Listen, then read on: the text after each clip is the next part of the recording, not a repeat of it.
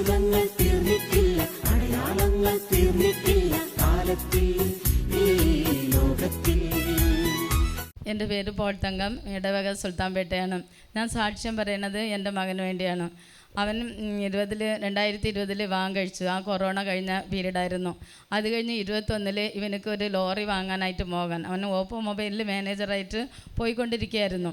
Lorry വാങ്ങാനായിട്ട് ഭയങ്കര പിടിവാശിയായിരുന്നു. വീട്ടിൽ നിന്ന് എല്ലാവരും പറഞ്ഞു നോക്കി, നിനക്ക് ഉള്ളത് കൊണ്ട് നീ സംതൃപ്തിയായിട്ട് ജീവിച്ചോ, പക്ഷേ നീ ലോറി വാങ്ങരുത്. കാരണം ഇവൻ ഡ്രൈവറല്ല, അവനക്ക് ഏതോ കൂട്ടുകാരുള്ള ഫ്രണ്ട്സ് ആരോ അവർക്ക് ആവശ്യമുണ്ട് ഡ്രൈവറായിട്ട് പോകാൻ. ആ ഒരു തലത്തിലാണ് ഇവനക്ക്, അതും ഇൻ്റർനാഷണൽ ലെവലുള്ള ലോറി വാങ്ങാനായിട്ടാണ് പിടിവാശിയായിരുന്നു. അപ്പം ഞാൻ പൈസ ഒന്നും കൊടുത്തില്ല.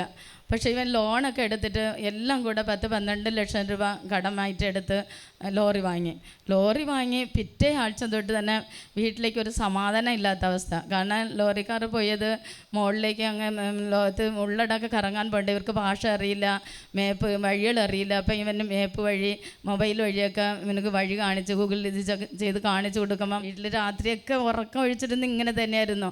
ഞാൻ ആ സമയം തൊട്ട് പ്രാർത്ഥിക്കാൻ തുടങ്ങി. ഞാൻ ഔസപിതാവിനോട് പറയും, തൊഴിലാളിയുടെ മധ്യസ്ഥന, കുടുംബ ബാലകനാണല്ലോ, സമാധാനം വേണ്ടേ, ഇതെന്താ ചെയ്യുക, ഒരു വഴിയുണ്ടല്ലോ. അങ്ങനെ ആ വാങ്ങിയപ്പോഴും തന്നെ ഞാൻ മനസ്സിലിങ്ങനെ കരുതി, ഈശോയെ ഇത് വിജയിക്കില്ല, നമുക്കറിയാം ഇത് എന്തായാലും ഈ കടം എൻ്റെ പേർക്ക് തന്നെ വരുമെന്ന് എനിക്ക് നല്ല ഉറപ്പുണ്ടായിരുന്നു.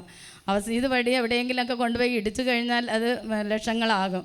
അങ്ങനെ ഒരു ഡ്രൈവർ 2 മാസം ഇവന് വാങ്ങി പ്രോത്സാഹിപ്പിച്ച ആ ഡ്രൈവർ 2 മാസത്തിൻ്റെ ഉള്ളിൽ ഒരു പുതിയ ലോറി വാങ്ങിയിട്ട് ഇത് ഓടാതായി. അങ്ങനെ ഒരു ഭയങ്കര അവസ്ഥയിലായി. പിന്നെ ഇവനാണെങ്കിലും ഗോവയ്ക്ക് പോകും, ഞാൻ ഡ്രൈവറിൻ്റെ കൂടെ പോകണമെന്ന് പറഞ്ഞ് കൂട്ടുകാരിലൊക്കെ നല്ല കമ്പനിയൊക്കെ ആയിരുന്നു. ഇതെല്ലാം കാണുമ്പോൾ നമുക്ക് ഭയങ്കര വേദനയായിരുന്നു. അങ്ങനെ 2005 കടം കയറി. ഗോവയ്ക്ക് പോയപ്പോൾ ഒരു ആക്സിഡൻ്റ് ഉണ്ടായി. അവിടെ രാത്രി അവിടെ നിന്ന് വിളിച്ച് പറഞ്ഞ് ഡ്രൈവറൊക്കെ ഇട്ടുകൊണ്ട് ഓടി, ഞാൻ കാട്ടിലാണ് നിൽക്കുന്ന ഭാര്യയൊക്കെ വിളിച്ച് പറയുന്ന. അവസാനം 2005 ആയപ്പം കടം കയറി. 12 ലക്ഷം വാങ്ങിയത് ഇവൻ 2 കൊല്ലത്തെ ശമ്പളവും പോയിട്ട് ഇവനക്ക് വീണ്ടും 12 ലക്ഷം രൂപ കടമായിട്ട് നിൽക്കുക. അവനക്ക് എന്ത് ചെയ്യണമെന്നറിയില്ല. കാരണം ഓൺലൈനിലൊക്കെ കടം വാങ്ങിയിട്ടെന്ന് തോന്നും. അപ്പോഴും നമ്മളല്ലേ ചെയ്യേണ്ടത്. അപ്പോൾ എന്നോട് പറഞ്ഞ്, ഞാൻ ലോറി വിറ്റിട്ട് പൈസ തരാം, മമ്മി 10 ലക്ഷം രൂപ ബാങ്കിൽ ഇട്ടിരിക്കുന്ന എടുത്ത് തരുന്നു. വീട്ടിലെല്ലാവരും പറഞ്ഞു കൊടുത്താൽ കിട്ടില്ല, പക്ഷെ കൊടുക്ക വേണ്ട. പക്ഷേ എനിക്ക് മനസ്സിലായി അത് കൊടുത്തില്ലെങ്കിൽ അവൻ എന്തെങ്കിലും ചെയ്യും. 2 പെൺകുട്ടികളാണ്. അപ്പോഴും നമ്മളല്ലേ പഴി കേൾക്കാൻ. ഞാൻ വന്ന് ശരി തരാമെന്ന് പറഞ്ഞ് കൊടുത്തു. അപ്പം ഞാനിവിടെ അച്ഛൻ്റെ അടുത്ത് വന്ന് പറയും. അപ്പം കടങ്ങളൊക്കെ വീട്ടി കഴിഞ്ഞിട്ട് ലോറി ആർക്കും വേണ്ട, വെറുതെ ഇരുമ്പ് വിലയ്ക്ക് കൊണ്ടുപോകണമെന്ന് പറഞ്ഞാൽ ആരും കൊണ്ടുപോകുന്നില്ല. കാരണം കൊല്ലത്തിനൊരിക്കൽ ഇൻഷുർ ചെയ്യണം, പിന്നെ അതിനെന്താ CCR എന്തൊക്കെ ചെയ്യാനുണ്ടല്ലോ, കൊല്ലത്തിനൊരിക്കൽ അത് പുതുക്കി കാണിക്കണേ. എനിക്കതിനെ പറ്റിയൊന്നും അറിയില്ല. അതിനൊക്കെ പൈസ ഇങ്ങനെ വെറുതെ പോവുകയല്ലേ. അത് ചെടികൾ വളരാനൊക്കെ തുടങ്ങി. അത് കാണുമ്പം തന്നെ നമുക്ക് വേദന തോന്നി. എങ്ങനെയെങ്കിലും എന്താ പറയുക, ഇരുമ്പലേക്കെങ്കിലും പോയാൽ മതിയെന്ന് ഞാൻ മനസ്സിലിങ്ങനെ പ്രാർത്ഥിക്കാൻ തുടങ്ങി. ഔസപിതാവിനോടും പ്രാർത്ഥിക്കാൻ, അച്ഛനോടത്തും പറഞ്ഞു. ഒരു 4-5 മാസം കൊണ്ട് ഈ ലോറിയെ പറ്റി ഒരു അറിവില്ല.